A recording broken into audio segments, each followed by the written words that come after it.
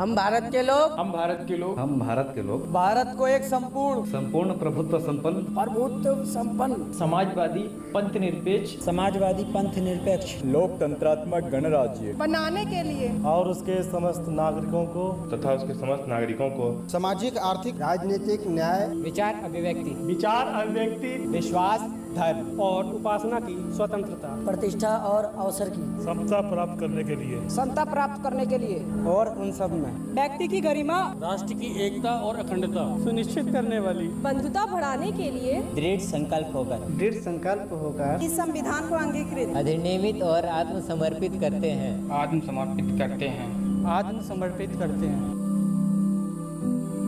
हजारों वर्षों पहले की बात है जब आर्यावर्त के कई हिस्सों में जनता ने अपने लिए अपने ही द्वारा अपने ही शासन की व्यवस्थाएं बनाई। कहीं कोई जनता की सभा कल्याण के कार्यों पर मंथन करती तो कहीं कोई समिति या संघ समस्याओं पर विचार करती। भारत दुनिया का वो हिस्सा जहां लोकतंत्र हमारी अपनी परंपरा से ही उपजा है। गणतंत्र की ये यात्रा आत्मसम्मान से लेकर आत्मनिर्भरता तक की रही, जिसका संबल और आधार भूमि रहा हमारा संविधान। ये आधार भूमि कई विचारों की ईंटों और कुछ ऐसी आत्माओं की धमनियों से अस्तित्व में आया जिसने भारत की दब गई सिसकियों को पहचाना था।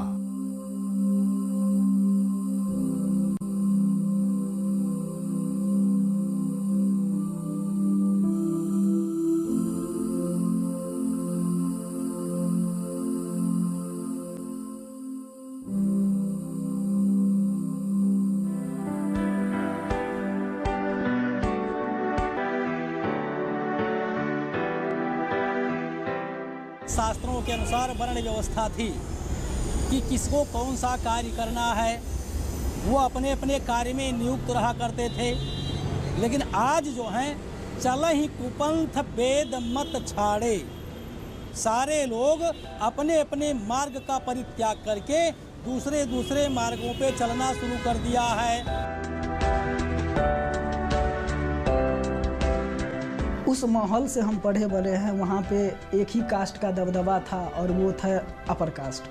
तो वहाँ से हमको अगर कास्ट ये सब प्रथा नहीं लागू होता, जो ये मिटाओ अस्पृश्यता जैसा कि आर्टिकल 17 कहता है, राइट टू इक्वलिटी का बात करता है, आर्टिकल 32 कहता है, ये सब जितना भी है उसका फ़ायदा हमको मिला और हमारे समुदाय को मिला। और मैं आज एक कह सकते हैं जो सब नागरिक बनने की पड़ाव पे आ चुका हूँ। राम बालक उन करोड़ों के लिए एक आईने की तरह है जो कड़वी सामाजिक सच्चाई का घूंट पीकर आगे बढ़ा और अब अपने सपनों के पीछे जूझ रहा है। और ये सपने अगर सच हो गए तो काफी कुछ बदल जाएगा। इंटरमीडिएट में भी साइंस से था, 70% मार्क आ गया तो बढ़िया कॉलेज मिल गया। फिर ग्रेजुएशन में भी बढ़िया मार्क्स था तो पटना कॉलेज मिल गया। अब मैं यूपीएससी का प्रिपरेशन कर रहा हूँ। तो नो डाउट यहाँ पे तो होता है भाई, creamy layer non creamy layer का बात होता है, तो वहाँ पे तो हमको फायदा मिलता है। नो डाउट काफी कुछ बदला भी है, लेकिन सच तो यही है कि राम बालक समाज के उस हिस्से से आता है जिसे एक समय इस समाज का हिस्सा ही नहीं माना जाता था। देश से अंग्रेजों के जाने के बाद जब यह डर था कि राजनीतिक स्वतंत्रता के बाद क्या सामाजिक सच्चाइयां वही रहेंगी, जहां सामाजिक छुआछूत गहरे तक धंसा था। संविधान निर्माण के दौरान यह एक बड़ा मुद्दा रहा और इस समस्या के मुखर अगुवा रहे संविधान सभा में प्रारूप समिति के अध्यक्ष बाबा साहेब भीमराव अंबेडकर। जितने भी दलित, आदिवासी या पिछड़ों की उपस्थिति दिखाई पड़ रही है, उसके पीछे कहीं ना कहीं अंबेडकर की प्रेरणा और कॉन्स्टिट्यूशन में उनके प्रावधान ही काम कर रहे हैं। अलग अलग कम्युनिटी में लोग रहते हैं, अलग अलग कास्ट में रहते हैं, जेंडर बेस्ड डिस्पैरिटी है, इथनिसिटी डिफरेंसेस है। तो इन सब इश्यूज़ को सोशल डेमोक्रेसी के हिसाब से बाबा साहेब ने सबको एक उस सिस्टम में कंसोलिडेट किया गया है। शेड्यूल कास्ट, शेड्यूल ट्राइब्स और ओबीसीज जो वर्ग थे, अब उनमें माइनॉरिटीज़ भी जोड़ लिए गए हैं। उनके लिए स्पेशल कमिश्नर्स बने, स्पेशल कमीशंस बने और जो एश्योरेंस उनको दी गई है प्रारंभिक अध्यायों में, उन एश्योरेंसेस को सुपरवाइज किया जाए, उनकी मॉनिटरिंग की जाए। जैसे ही ये मामला संविधान सभा में आया कि शेड्यूल कास्टों को रिजर्वेशन दी जाएगी, तो इस बात को समझाने के लिए बहुत मेंबर्स के लिए डॉक्टर अम्बेडकर को बहुत समझाना पड़ा कि रिजर्वेशन कैसे दी जाएगी, किन लोगों को दी जाएगी। 26 नवंबर 1949 को संविधान ने ये साफ शब्दों में लिखा कि समाज में पीछे रह गए लोगों को अब बराबरी का हक होगा। इंसान के छूने से इंसान का अपवित्र हो जाना अब बर्दाश्त नहीं होगा।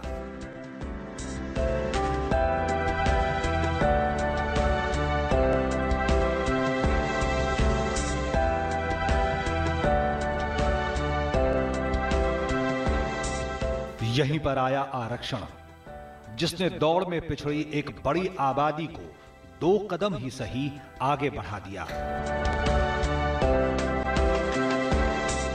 बाबा साहब का योगदान हमको कहां तक मिला, तो आज मैं यहाँ हूँ, आपके सामने बात कर रहा हूँ और एक ग्रेजुएट पटना कॉलेज का हूँ। तो मेरे जीवन के हर एक पहलू में उनका योगदान है। जब तक कोई बीज नहीं बनेगा तब तक पौधा कैसे बन पाएगा? तो बीज तो वही है, ये तो पौधा उसका परिणाम है।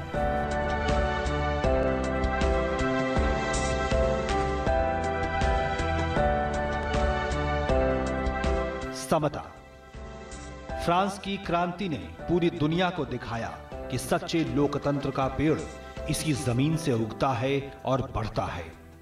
व्यक्तिगत रूप से वो एक समाजवादी प्रणाली के पक्षधर थे। जो गरीब हैं, पिछड़े हुए हैं, दलित हैं, उनको समाज में औरों के बराबर लाके खड़ा किया जा सके, ऐसा संविधान हो।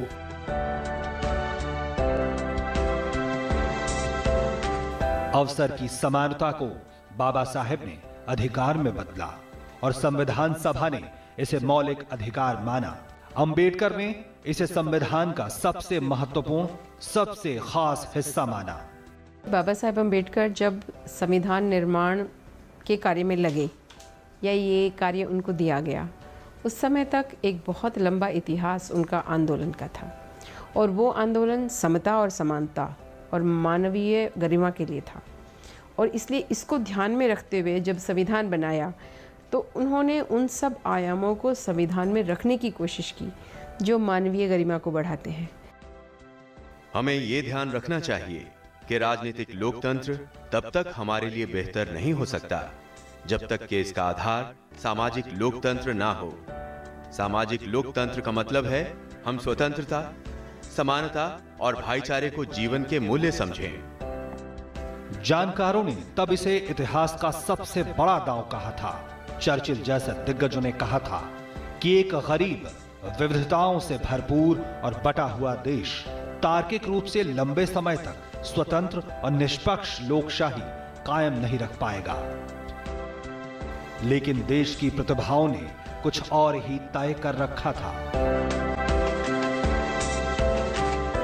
भारत को आजादी मिल चुकी थी, लेकिन उसे सच्चे अर्थों में गणतंत्र अभी बनना था, जो नियमों कानूनों के खंभों पर टिका हो। संविधान सभा बनी और इस सभा ने 2 वर्ष 11 महीने 18 दिन में दुनिया का सबसे बड़ा लिखित संविधान बना दिया।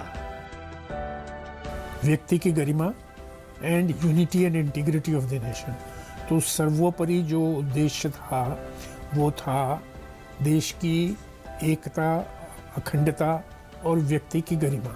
इसमें लिबर्टी, इक्वालिटी, जस्टिस और फ्रेटर्निटी होंगी। ये डॉक्टर अम्बेडकर की सबसे बड़ी सोच का परिचायक था।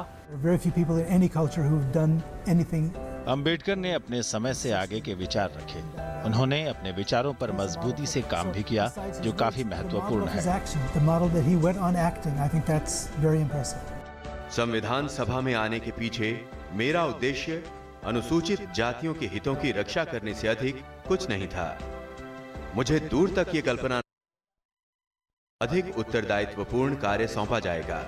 इसलिए उस समय मुझे घोर आश्चर्य हुआ जब सभा ने मुझे प्रारूप समिति के लिए चुना और उसका अध्यक्ष बनाया। 19वीं सदी के उन अंतिम सालों की बात करें जब दलितों के लिए पढ़ना तो दूर, बुनियादी मानव अधिकारों के लिए भी संघर्ष था।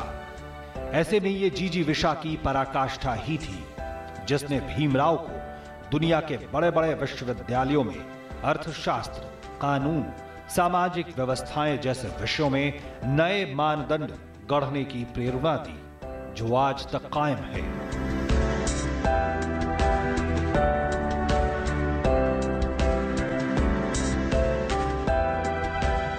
29 अगस्त 1947 को अंबेडकर संविधान के प्रारूप समिति के अध्यक्ष बने।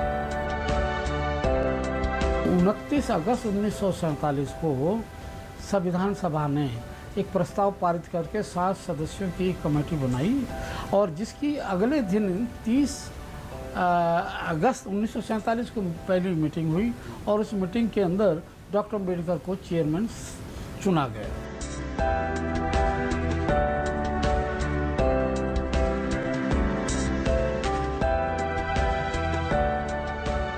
ये एक सच्चाई थी कि अनेकता और विविधताओं को एक लोकतंत्र के सूत्र में पिरोना चुनौती है।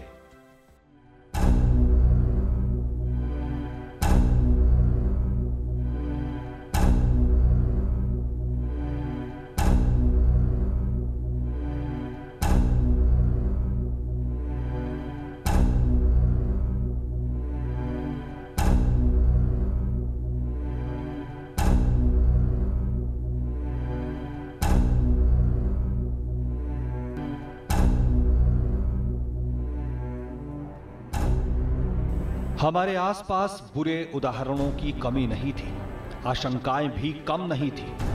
ये भरोसा दिलाना कि अलग अलग पहचान लोकतंत्र की खूबसूरती बनेंगे आसान नहीं था, लेकिन डॉक्टर अंबेडकर ने इसे सच बना दिया।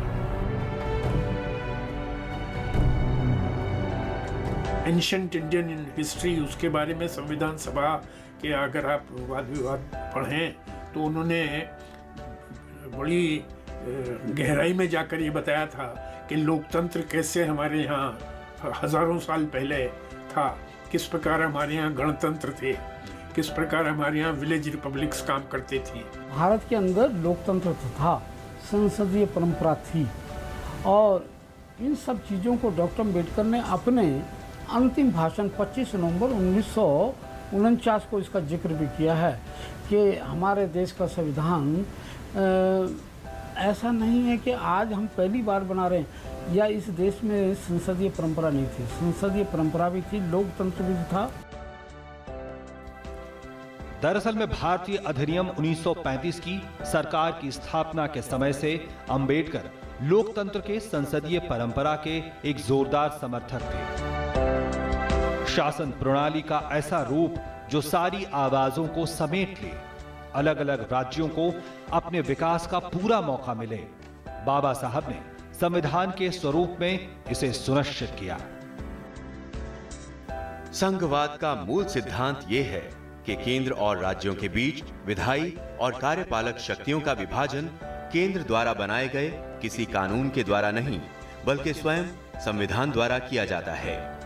हमारे संविधान के अंतर्गत अपनी विधायी या कार्यपालक शक्तियों के लिए राज्य किसी भी तरह से केंद्र पर निर्भर नहीं है। इस विषय में केंद्र और राज्य समान अधिकारी हैं। अंबेडकर जानते थे कि लोकतंत्र हमारी रगों में दौड़ता है और इसे संस्थागत रूप देना इसे स्थायी बना देगा।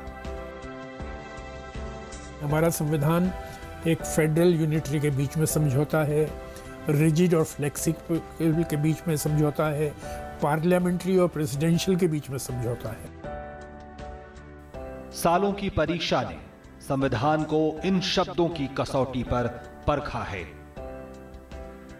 क्योंकि यह है अधिकारों का दस्तावेज। अभावों और चुनौतियों से निकले भीमराव ये जानते थे।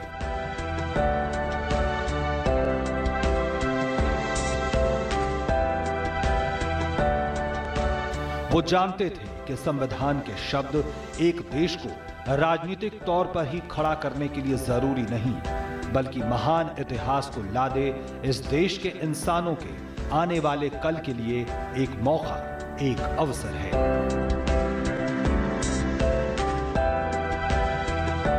हमारा संविधान बहुत ही विशद संविधान था, बहुत ही क्रांतिकारी संविधान था, बहुत ही समता पर आधारित संविधान था और अधिकारों के सबसे बड़े चैप्टर से युक्त संविधान था।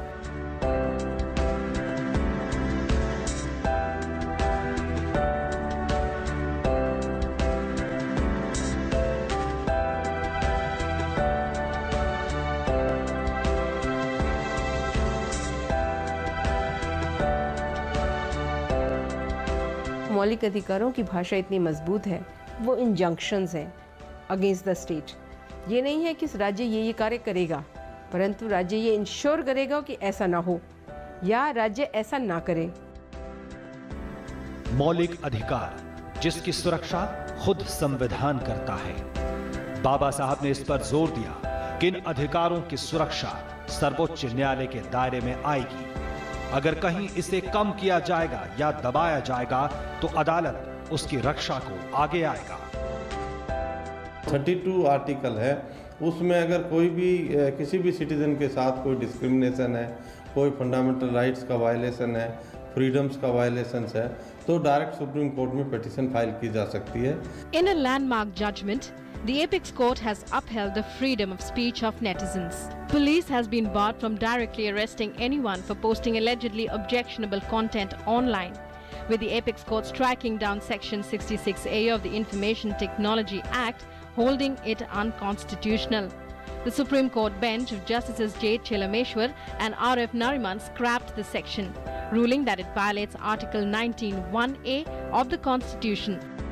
24 मार्च 2015 का दिन संवैधानिक अधिकारों के एक हिस्से को फिर से परिभाषित करने का दिन साबित हुआ। देश की सबसे बड़ी अदालत यानी सुप्रीम कोर्ट ने साफ शब्दों में कहा कि सूचना प्रौद्योगिकी यानी आईटी कानून की धारा 66A संविधान की धारा 19(1) का उल्लंघन करती है। राइट टू फ्री स्पीच नहीं होगा, हम किसी सब्जेक्ट पे फ्रीली बोल नहीं सकते हम, तो ऐसे समाज में डेमोक्रेटिक वैल्यूज नहीं चल सकती। डेमोक्रेटिक वैल्यूज को, डेमोक्रेटिक प्रिंसिपल्स को अगर एस्टेब्लिश करना है किसी समाज में, तो राइट टू फ्री स्पीच और राइट टू फ्री प्रेस, इनको आप रेगुलेट उस तरह से नहीं कर पाएंगे। धारा 19(1) देश के हर खासो आम को अभिव्यक्ति की आजादी देता है। कोर्ट ने कहा कि विचारों की आजादी सोशल मीडिया हो या और कहीं, इससे समझौता नहीं किया जा सकता। हमारे समाज में कितने प्रकार के मतांतर, आंदोलन, विचार आंदोलन, वो सब चल रहे हैं। वो इसीलिए चल पा रहे हैं क्योंकि अभिव्यक्ति की स्वतंत्रता वहाँ रखी गई। और एक नए राष्ट्र और एक नए लोकतांत्रिक राष्ट्र के सामने ये सबसे बड़ी चुनौती होती है कि वो लोकतंत्र रह पाएगा कि नहीं। और अगर आप देखें तो हमारे आसपास साउथ एशिया में, अफ्रीका में जितने नए राष्ट्र उस समय बने थे, वो सब छोटे छोटे समय के बाद अथॉरिटेरियनिज्म में कन्वर्ट होते चले जा रहे हैं या तानाशाह बनते चले जा रहे हैं। आजादी के बाद जब संविधान निर्माण का दौर चल रहा था तो बार बार डॉक्टर अंबेडकर इस बात पर जोर देते रहे कि आबादी का एक बड़ा तबका अपनी अभिव्यक्ति से दूर ही रहा था। लेकिन बाबा साहब की अगुवाई में संविधान ने सुनिश्चित किया कि अलग अलग रूप रंग की अस्मिताएं अपनी आवाज खुद बने। आजादी के बाद शुरुआती दिनों में यह सवाल तो था कि आखिर संविधान निर्माण की अगुवाई कौन करेगा। कई हलकों में संविधान के विदेशी विशेषज्ञ को आमंत्रित किया जा रहा था, लेकिन फिर सबकी नजरें गईं पूरी दुनिया में अपनी प्रतिभा का लोहा मनवा चुके भीमराव अंबेडकर पर। इसी बीच में चर्चा खड़ी हो गई कि अगर हम देश का संविधान खुद नहीं बना पाएंगे तो हमारे देश के ऊपर कलंक लग जाएगा। तो गांधी जी ने तपाक से कहा, अगर एक विदेशी हमारे देश का आज़ाद हिंदुस्तान का संविधान बनाएगा तो क्या हमारे ऊपर एक कलंक नहीं लग जाएगा? ये हमेशा हमेशा के लिए भारत के माथे पर कलंक लग जाएगा। इसलिए आप किसी विदेशी को नहीं बुलाओ। गांधी जी ने कहा, आपके पास योग्य व्यक्ति है, आपने ढूंढने का प्रयास नहीं किया। उनको तो बताइएगा कौन है। पहले देखिएगा, डॉक्टर अम्बेडकर को आप 5 व्यक्ति दे दीजिएगा, एक्सपर्ट्स दे दीजिएगा, और वो आपको ड्राफ्ट बनाकर दे देंगे और उसे आपको अपने संविधान सभा के अंदर रखिएगा।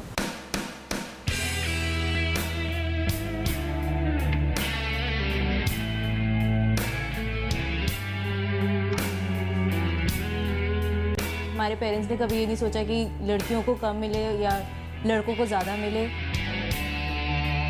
I had worked in a call center also. I was doing night shifts also. तो कभी मुझे किसी ने कभी ये नहीं कहा कि तुम ये काम क्यों करते हो या वो काम क्यों करते हो।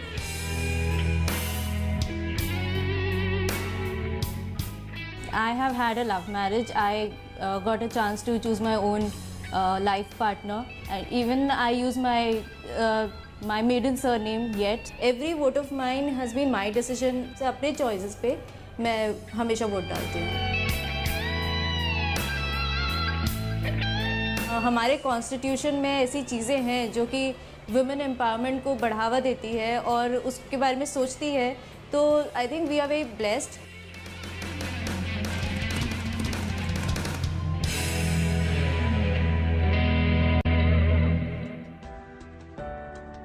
किसी भी समाज का मूल्यांकन इस बात से किया जाता है कि उस समाज में महिलाओं की क्या स्थिति है। अबला तेरी यही कहानी, आंचल में दूध आंखों में पानी। मोटे तौर पर भारतीय महिलाओं की समाज में हालत दोयम दर्जी की रही थी। बुद्ध की शिक्षाओं में स्त्री पुरुष की समानता का उपदेश था, तो महात्मा फुले और सावित्री बाई ने 19वीं शताब्दी में महिलाओं की शिक्षा के लिए काफी कोशिशें की। संविधान निर्माण के दौरान अंबेडकर जानते थे कि इतिहास की गलतियों को अब संभालने का वक्त है।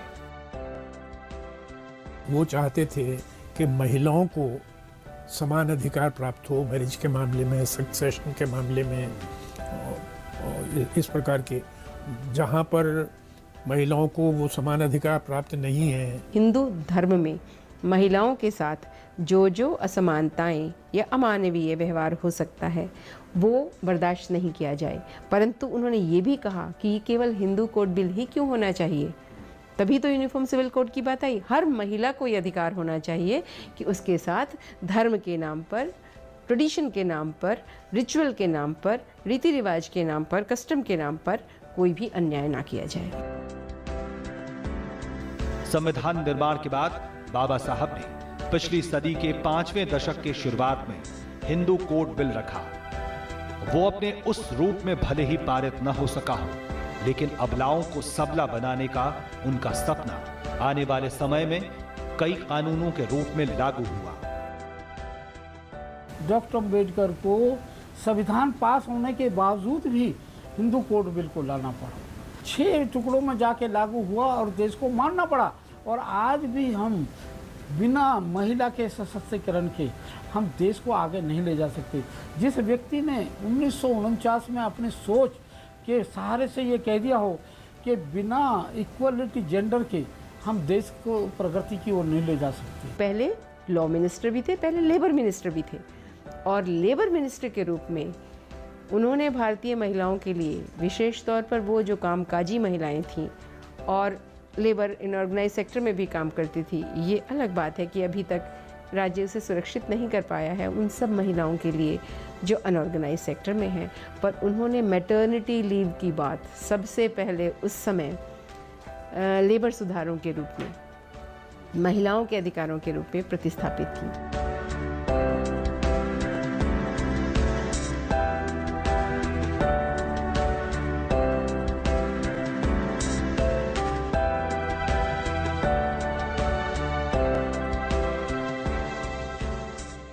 न्यूयॉर्क के विश्वविख्यात कोलंबिया विश्वविद्यालय ने अपने 250 सालों के इतिहास के 100 पूर्व महान विद्यार्थियों को चुना, जिन्होंने अपने क्षेत्र में महान काम किए और अपने देश और दुनिया को हमेशा के लिए बदल दिया। इस लिस्ट में Franklin Roosevelt, David Eisenhower, Mikhail Saakashvili जैसे नाम थे। इसमें शीर्ष पर एक नाम भीमराव अंबेडकर का भी था। इस सूची में शामिल विभूतियों के लिए पैमाना एक ही था कि ये अपने समय से आगे के लोग थे। Ambedkar will be the most important Indian for the 21st century. Ambedkar 21वीं सदी में सबसे खास व्यक्ति होंगे, क्योंकि वो बताते हैं कि लोकतंत्र कैसा होना चाहिए। A full social democracy where people had a chance to live fully, not just vote. वो राइट टू एजुकेशन चाहते थे, और अब पूरे देश में जब भी हम इस पर बात करते हैं तो अंत में हमारा कंक्लूजन यही निकलता है कि यदि राइट टू एजुकेशन 1950 में इम्प्लीमेंट कर दिया जाता तो आज देश की स्थिति, देश का स्वरूप और विशेष तौर पर जिनको हम पिछड़े कहते हैं, मैं वो शब्द नहीं मानती, लेकिन चलिए अनुसूचित जो भी वर्ग हैं उनकी स्थिति भी बिल्कुल भिन्न होती। मैं महसूस करता हूं कि संविधान लचीला है, पर साथ ही ये इतना मजबूत है कि देश को जोड़ कर रख सके। मैं कह सकता हूं कि अगर कभी कुछ गलत हुआ तो इसका कारण ये नहीं होगा कि हमारा संविधान खराब था, बल्कि इसका उपयोग करने वाला मनुष्य अधम था।